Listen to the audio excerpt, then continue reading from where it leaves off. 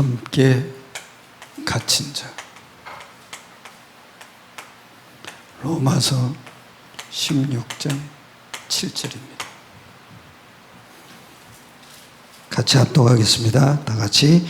내 친척이요 나와 함께 갇혔던 안드로니고와 유니아에게 문안하라. 그들은 사도들에게 존중이 여겨지고 또한 나보다 먼저 그리스도 안에 있는 자라.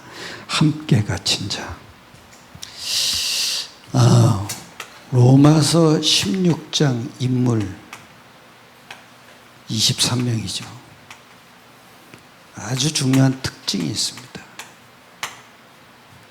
첫째는 뭐죠? 경제와 관계된 인물이 많다는 겁니다.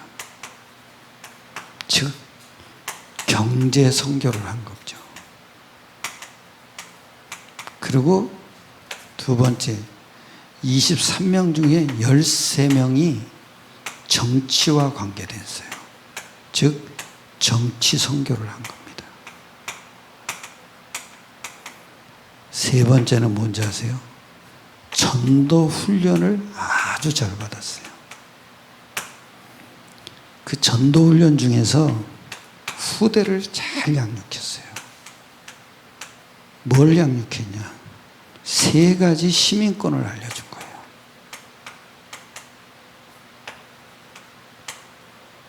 그게 뭡니까? 유대 시민권이죠. 그리고 로마 시민권이에요. 그리고 천국 시민권. 후대가 전도가 된다는 얘기, 이걸 알아듣는 거예요. 너는 유대인만이 아니다. 너는 로마인이고 더 중요한 건 뭐냐? 천국 시민이다. 그래서 아주 신자의 세 가지 종류가 있어요. 세 종류의 신자가 있어요. 첫째는 뭔지 아십니까? 늘 평생 실패하다가 천국 가는 인물이죠. 예수 믿는 순간 신분이 바뀐 거잖아요. 그 얘기는 사탄에게서 빠져나온 거죠. 그러니까 지옥을 가고 싶어도 못 가요. 그런데 왜 실패합니까? 응답이 없는 거죠. 그 응답이 뭡니까? 복음과 전도가 안 깨달아지는 거예요. 이게 깨달아져야 돼요. 두 번째는 뭔지 아십니까? 가끔 계속 고난당하다가 어쩌다 한 번씩 응답을 받아요. 그러다가 또 천국 갑니다. 이유는 딱 하나예요. 영적 사실을 모르는 거예요. 여러분 거지 나사로 있잖아요. 평생 응답이 없었어요. 거지같이 살다가. 그런데 더 중요한 게 거기 부자가 있잖아요. 전도를 한 번도 못 봤어요. 이 참 중요해요. 그리고 세 번째요. 고난이 한 번도 없어요. 그리고 성공해요. 그러다가 천국 가요. 간단합니다. 복음의 비밀이에요. 전도의 비밀을 깨달은 거예요. 이거 참 중요해요, 여러분. 전도라는 것은 후대까지 축복받는 거잖아요. 이 사람들이 바로 로마서 16장 인물이에요. 23명이죠. 그래서 전도라는 건 간단해요. 경제를 통해서, 정치를 통해서, 후대, 다시 얘기하면 삶을 통해서 전도가 되어지는 거예요. 다 팽개치고 현장을 달려가는 게 아니에요. 정상적인 삶을 하는데 이상하게 주변 사람들이 눈치를 채요. 왜냐? 그 사람이 사건을 일으킨다고요. 하나님이 사건을 건드리는 거죠. 그러니까 그 사람에게 문의가 와요. 참 중요해요. 우리는 삶을 통해서 전도하는 거예요. 믿으시길 축원합니다.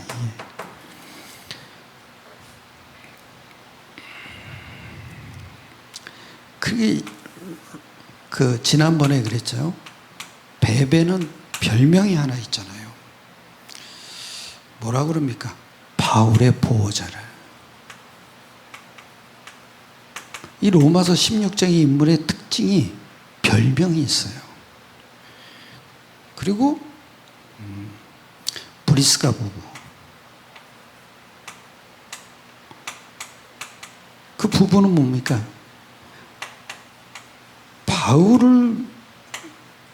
바울의 생명을 위해서 자기 목숨을 내놨다 그랬잖아요.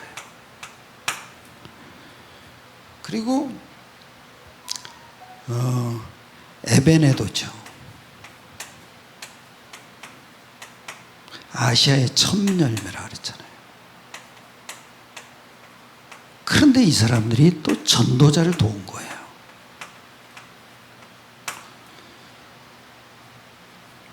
또 로마 시민권을 갖고 있는 마리아는 뭐냐? 이 마리아는 수고하는 자라 그랬잖아요. 그 얘기는 뭐예요?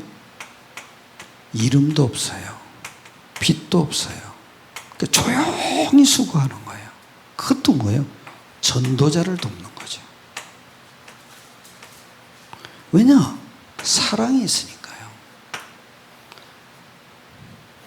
그런데 오늘은 여기 이래요. 7절에 한번 보세요. 에베네도를 뭐라 그러나 한번 보세요. 7절에 뭐라 그러죠? 내 친척이요. 어떤 학자는 바울의 친척이 아니라 그래요. 근데 친척같이 여겼다 그래요. 그런데 어떤 신학자는 또 뭐라 하냐? 바울의 친척이라고 해요.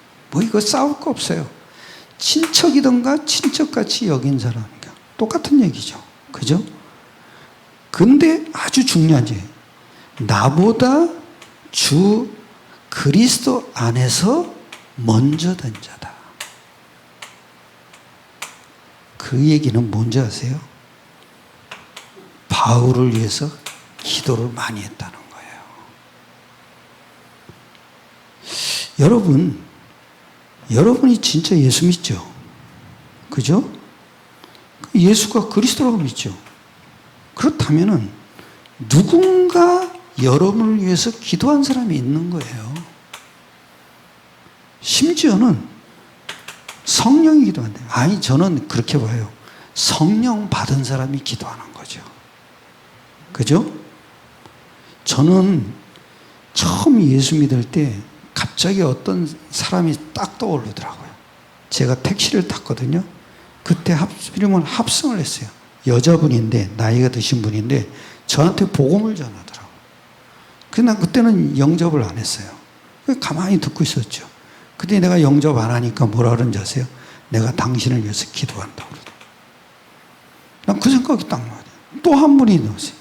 우리 외할머니요. 이 외할머니가 전도사를 했대요. 교회에서. 근데 좀 신비기가 있는 거예요. 그러니까 우리 어머니 얘기를 딱 들어보니까 이분이 아주 방언도 하고 뭐 신비언사가 많은 거예요. 그러면서 하는 게 너를 위해서 기도한다 그러더라고요. 근데 이 두 분만 생각이 나더라고요. 내가 굉장히 술고래였거든요. 내가 지난번에도 얘기 안 했습니까? 담배를 못 끊어가지고. 근데 그때 생각이 딱 난 거예요. 아, 이분들의 기도가 있었구나. 아마 이 사람들이 바울을 위해서 기도했으니까 바울을 만난 거죠. 주 안에서 먼저 된 자다. 그리스도 안에서 먼저 된 자다. 이게 참 중요해요. 내 친척이다. 바울이 그랬다니까. 아니, 여러분, 성도를 위해서 기도하거나 친척을 기도한 거는 이건 아무것도 아닌 게 아니에요. 굉장히 중요한 사건이 일어나는 거예요. 이게 참 중요해요. 뭐 중보기도 아무것도 아니죠. 그렇게 생각하면 안 돼요. 알게 모르게 영적인 사실이 계속 흘러 들어가는 거예요. 내가 그 사람을 놓고 기도한다. 굉장한 영향력이 있는 거예요. 아니, 워치만이라는 사람이 자기 신학생을 위해서 그 학급을 위해서 기도했는데 싹 다 돌아왔대잖아요. 2명만 안 돌아왔대요. 그 사람이 죽고 나서도 워치마니가 죽고 나니까 다 돌아왔대잖아요. 그 기도가 그런 능력이에요. 그것도 예수 이름으로 하는 기도. 이건 어마어마한 거예요. 저는 이거 보다가 내 친척 나보다 그리스도 안에서 먼저 된 자다. 참 이게 중요한 말이더라고요. 그러니까 자기를 위해서 기도하는 사람이 있었다는 거죠. 그러니까 바울이 전 세계를 돌아다닌 거 아닙니까? 그 당시 전 세계죠. 그게 그런 기도하는 사람이 없으면 아무것도 못해요. 아니 우리가 지금 유목사님에서 얼마나 기도합니까? 그러니까 전 세계 사람들이 다 기도할 거 아닙니까? 그러니까 저분이 저렇게 막 날고 뛰는 거죠. 지금은 뭡니까? 감사까지 다 받잖아요. 그리고 책을 이만큼 두꺼운 걸 가지고 얘기하시더라고. 그러면서 내가 이거 감사 자료라고 이러면서. 우리나라에서는 처음으로 선교단체가 감사받는 게 그게 처음이래요. 왜냐? 세계복음을 하기 위해서. 그게 맞는 거죠. 참, 누군가 여러분이 반드시 내가 진짜 영적인 사실을 깨달았다. 기도하는 사람이 있었던 거예요. 이거 우습게 생각하지 마세요. 자, 여러분이 목사님한테도 기도받아야 되고 누군가 기도하는 사람이 있으면 계속 기도 부탁을 계속해야 돼요. 나를 위해서 좀 기도해 주십시오. 이게 굉장히 중요해요. 그리고 두 번째죠. 여기 이래요. 그 유대인이면서 헬라인이에요. 누구냐? 여기 이러잖아요. 16장 7절에 이러죠.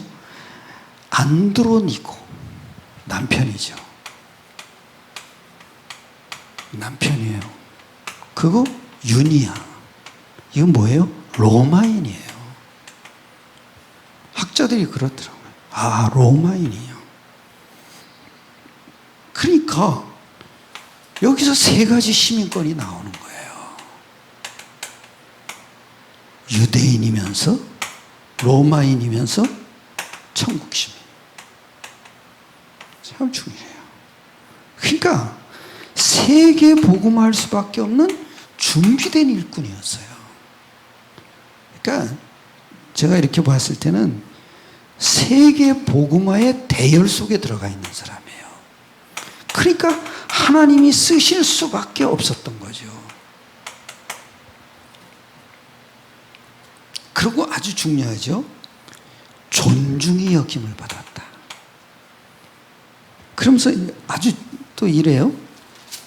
7절에 나와 함께 갇혔던 안드로니고와 유니아에게 문하라. 그들은 사도들에게 존중이 여겨지고 사도는 아니에요. 사도와 같은 사역을 한 거예요. 사도들에게 존중이 여겨지고. 아니 사도들이 왜 그 사람을 존중히 여길 필요가 있겠어요? 사도와 같은 사역을 한 거죠. 사도는 아닌데. 그 얘기는 뭔지 아세요, 여러분? 세계 복음화 속에 들어간 거예요. 참 중요해요, 이게. 그러면서 또 여기 이러잖아요. 나보다 그리스도 안에서 먼저 된다. 참. 먼저 된 자. 복음을 보면은 선배죠. 그런데 그 사람을 친척으로 여겼다고요. 참 이게 중요한 거예요. 그 친척으로 여겼다는 얘기는 뭐니까 자기가 자기를 돕는다는 거잖아요. 친척같이 도운 거죠. 그러니까 기도가 얼마나 많았겠어요. 참 중요해요, 여러분. 우리가 누구를 만나든지 친척같이 여겨야 돼요. 교인들을 만나면은요, 항상 이게 돼야 돼요. 항상 누구를 만났을 때는 기도 부탁을 하시라고요. 그리고 아주 이게 나보다 그리스도 안에서 먼저 된 자다. 그 얘기는 뭐죠? 첫 번째예요. 예수님의 공생애를 깨달은 사람이에요. 즉 예수님의 공생애 때가 어떤 일이 있었습니까? 왜 이 땅에 저주가 오는지, 왜 예수가 그리스도여야만 되는지 이걸 깨달은 거예요. 그리스도 안에서 나보다 먼저 된 자다. 그 다음에 두 번째, 고린도전서 15장 5절로 9절에 보면 이런 얘기를 해요. 사도들에게 보이고 500여 형제에게 보였나니. 그러면서 나중에 뭐냐면 만삭되지 못한 나에게도 보이셨다. 이 속에 들어가 있었던 거죠. 그러니까 예수님의 부활의 비밀을 앉아요.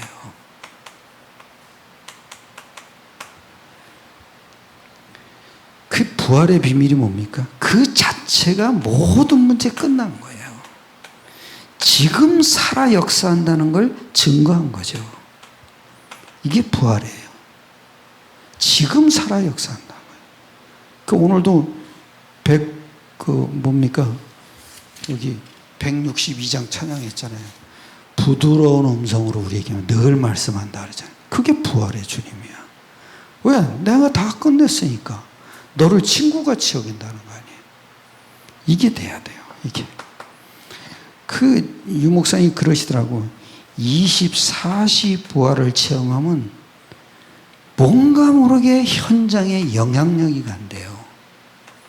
그리고 24시 부활과 함께 있으면은 건강도 회복된대요. 그리고 영적인 힘도 회복된대요. 그리고 참된 휴식이 온대요. 그래서 이게 부활의 주님을 누린다는 게 굉장히 중요합니다. 그 다음에 세 번째예요. 마가 다락방에 있었던 사람이에요. 거기서 뭘 체험했겠어요? 시대적 응답을 체험한 사람이에요. 그 시대적 응답이 뭐예요? 성령 체험을 한 거예요. 그러니까 전도 문이 열리는 거죠. 그 다음에 네 번째죠. 안디옥 교회가 세워질 때 그때 참여했던 사람이에요. 그리고 다섯 번째, 바울보다 먼저 로마에 있었던 사람이에요. 이 부부예요. 그리고 세 번째죠. 여기 이러잖아요.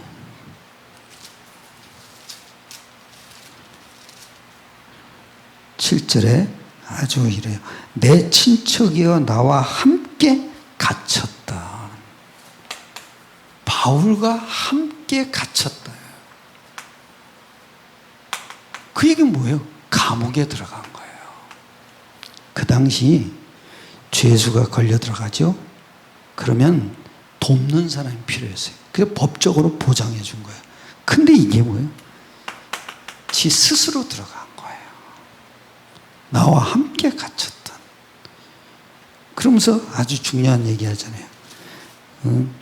안드로니고와 유니아에게 문안하라. 그 로마 교인들에게 그렇게 편지를 했다. 이 사람을 인정한 거예요. 다시 얘기하면 바울에게 왜 스스로 자원해서 들어갔겠어요? 복음을 사랑한 거죠. 그리고 더 중요한 게 뭐죠? 전도의 의미를 깨달은 거예요. 아, 내가 이 사람을 놓치면 나에게 화가 있겠구나. 그러니까 전도자를 도운 거예요. 그게 최고의 전도예요. 그리고 교회의 의미를 알은 거예요. 아, 하나님이 세우신 교회가 이 땅에 성령의 역사가 있는 교회구나. 그걸 깨달은 거예요. 그러니까 스스로 들어가는 거죠. 여러분, 제가 경범죄 때문에 한 2번 들어가 봤어요. 그 술 먹고 고함치다가 노래 부르다가 술 먹고 노래 부르다가 경찰이 잡아가지고 나를 이렇게 유치장 경범죄 하는데 한 2박 3일 있었어요. 그러다가 또 어떤 여학생 쫓아가다가 또 스토커로 몰려가지고 일주일 있었어요. 일주일. 아, 그랬더니 그때 귀앓이를 했던데 귀앓이를 했었는데 이게 고름이 터진 거예요. 그런데 그때 당시 한 일주일 갔다 오니까 별 나쁜 얘기를 다 들었어요. 아니, 여러분, 살인자가 되면 더 전문적 살인자가 돼서 나온대요. 도둑질을 하면 더 전문가가 돼서 나온대요. 왜냐? 할 일이 없어요. 그러니까 지가 뭐 나쁜 짓 했다는 얘기만 계속 하는 거예요. 담배 한 가치를 피웠거든요. 근데 그것도 간수한테 사요. 그때 동시 5,000원이었어요. 그럼 지금은 얼마나 하겠어요? 그것까지 팔더라니까요. 그래가지고 필 기회를 줘요. 또 되게 쳐다보고 있더라고요. 그러니까 담배 피우고 막 그래요. 여러분, 감옥은 들어갈 게 못해요. 이 땅의 지옥이 바로 감옥이에요. 거기를 들어갔다고요. 얼마나 불편하겠어요. 3가지를 살아간 거예요. 전도자를 도운 것이요. 이 사람을 놓치면 안 되겠구나. 이 사람을 내가 도와야겠구나. 이게 진짜 중요한 전도예요. 그리고 교회가 뭔지를 알은 거죠. 굉장히 중요한 거 뭐예요? 복음을 사랑한 거예요.